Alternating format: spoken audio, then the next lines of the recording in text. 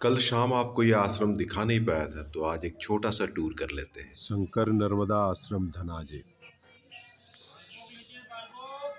ये अंदरूनी पार्ट है, यहाँ विश्राम स्थल है और अंदर पीछे में एक बड़ा कमरा, ये सामने वाला लेडीज है। शंकर आश्रम धनाजे से निकल रहे हैं, 8 बजने ही वाले हैं। 3 दिसंबर 2024 दो विश्राम के दिन को लेकर 20वां दिन है। परिक्रमा का तय कर चुका हूँ 280 किलोमीटर करीब नर्मदेहर। यहाँ दरअसल ये याद रखना पड़ता है महाराष्ट्र में, क्योंकि यहाँ पड़ाव जो है बहुत दूर दूर होते हैं और 2 दिन तो मैं इससे भुगता भी हूँ। कहीं पड़ाव है बोल के चला हूँ, फिर वहाँ पता चला है कि नहीं, तो ये एक समस्या है यहाँ। बाकी सब ठीक है।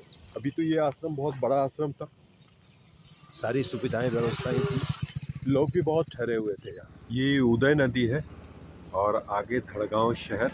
उदय नदी के उस पार वो दिख रहा है जो पहाड़ियाँ हमने क्रॉस करके आया है। Dhadgaon bus stand. शहर से बाहर निकल चुके हैं, ये सीधा सीधा रास्ता है। दरअसल मैं जूता पहनकर चल रहा हूँ, तो शाम को या बाथरूम में एक स्लीपर की ज़रूरत होती है।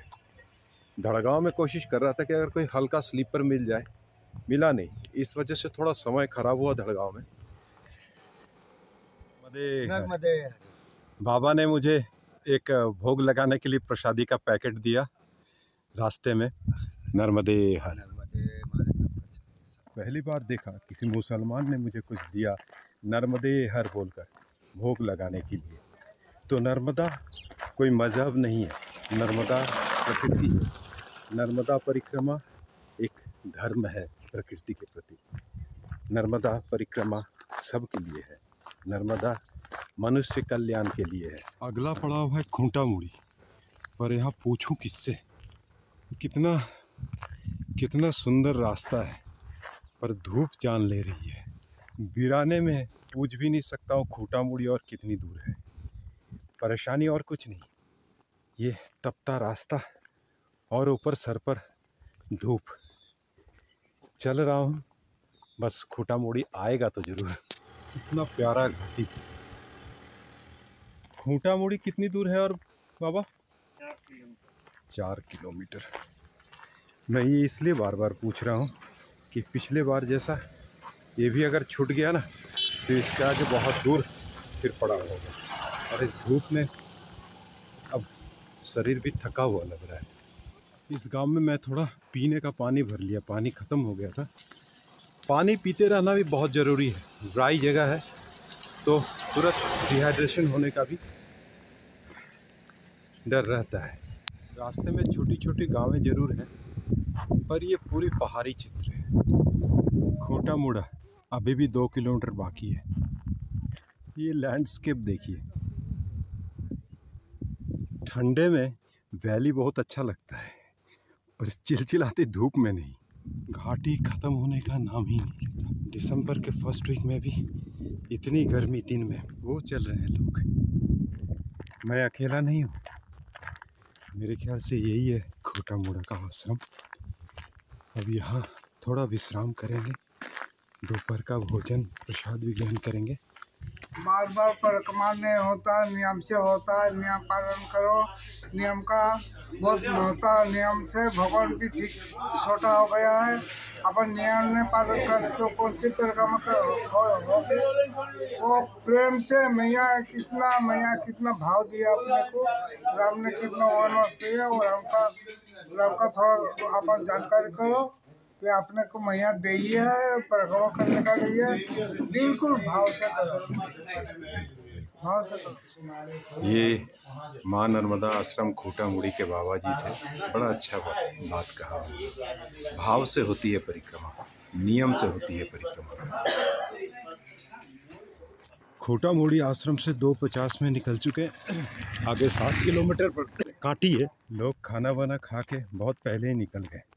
मैं धूप अवॉइड करना चाह रहा था, तो देखिए कितनी सुंदर बदली हो गई है। पता नहीं कितने देर तक रहेगी। अगर ऐसा रहा तो चलने में कोई परेशानी नहीं होगी, वरना बहुत गर्म है। सूरज भी थ्रेट कर रहा है बादलों के पीछे से। सामने ये 3 परिक्रमा कर ही चल रहे हैं। ये मेरे से 45 मिनट पहले निकले थे। पता नहीं रास्ते में ये गप्पे करते हैं, रुकते हैं, चलते हैं, आराम से एंजॉय करते हैं। और मैं भी एंजॉय करता हूँ, बातें करता हूँ, लेकिन जब चलता हूँ तो चलता हूँ। तो अगर आप परिक्रमा करें, मैं कहता हूँ आप अपनी रिदम खुद ढूंढें और उसी ढंग से शेड्यूल करें अपने परिक्रमा को। इस रास्ते की एक अलग पहचान। अभी जाते हुए वक्त में गाड़ी रोककर मुझे ये बिस्कुट्स दी। नर्मदे यार, यहाँ देखिए रास्ते के फलक पर लिखा हुआ है मोलगी 12 किलोमीटर, जबकि आश्रम से लोग 12 किलोमीटर बोल रहे थे, गूगल 13 किलोमीटर बोल रहा था। अब इतनी दूर तक तो मैं 1 या 2 किलोमीटर चल कर नहीं आया, कम से कम 3-3.5 किलोमीटर में चल कर आ गया हूँ।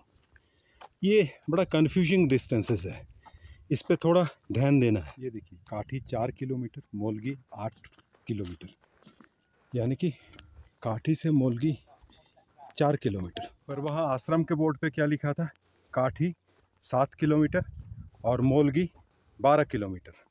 अब आप जोड़ लीजिए, मेरे स्पीड के हिसाब से मैं अभी तक 5 किलोमीटर चला आया हूँ, तो 5 और इधर 4, 9 किलोमीटर काठी होता है, और 5 और 8 13 किलोमीटर मोलगी होता है, जो गूगल बता रहा था वहाँ से 13 किलोमीटर मोलगी। तो ये बातें गूगल पर भरोसा ज़्यादा करें, ये जो आश्रम के बोर्ड्स होते हैं या लोग कहते हैं या आपके लीफलेट्स वगैरह में दिए हुए हैं, वो सही नहीं है। ये रास्ता और इसके पास में ये लैंडस्केप, दूर से रास्ता होने के कारण कभी कभी पता ही नहीं चलता हम नर्मदा की दिशा में जा रहे हैं या विपरीत। अभी सूरज पश्चिम में, सूरज की ओर जा रहे हैं, यानी कि पश्चिम, यानी कि नर्मदा के बहाव की दिशा में जा रहे हैं। ये इतना पक्का होता है। ये काठी का सेवा क्षेत्र है, ये काठी का विश्राम क्षेत्र है। काठी में ये छोटा सा सेवा क्षेत्र है, 15-20 लोग तो आराम से रह सकते हैं, उतनी सुविधा नहीं है। बिजली है और दूरी पिछले आश्रम से 7 किलोमीटर बताया था, मेरे हिसाब से ये 9 किलोमीटर होनी चाहिए। आगे बचा मोलगी 4 किलोमीटर, वो निकाल लेंगे 40-45 मिनट के अंदर, तो वहीं रुकते हैं। बड़ी आश्रम है, थोड़ी दूरी भी तय हो जाएगी। अभी करना भी क्या है, मोलगी पहुँचते पहुँचते 30 किलोमीटर हो ही जाएगा प्लस। 30 किलोमीटर चलने के बाद मेरा शरीर बोलने लगता है कि आपका 30 किलोमीटर हो चुका है। और ये एम्बियंस है, और शाम ढलने से पहले पहले मुझे आसन रखना ही होगा। बाबा जी आगे चल रहे हैं। एक यहाँ के बाबा जी बोले कि इस रास्ते निकलने से 1 किलोमीटर शॉर्ट हो जाता है, तो चलिए आश्रम 1 किलोमीटर और घट गया। बहुत समय बाद थोड़ा सा रास्ता खेतों के बीच से, शॉर्टकट तो है पर काफ़ी चढ़ाई है। नर्मदे यार, छोटी सी जगह है मोलगी और छोटा सा ये अन्न क्षेत्र। जो कहना था, अगर आपकी रुचि बढ़ रही है इस यात्रा में, तो फील कीजिए हर एक मोमेंट को और आनंद लीजिए हर एक पर्याय का। साथ बने रहिए। बस पहुंचने ही वाले हैं आश्रम, मोलगी का ये आश्रम। आज का हमारा विश्राम यही होने वाला है।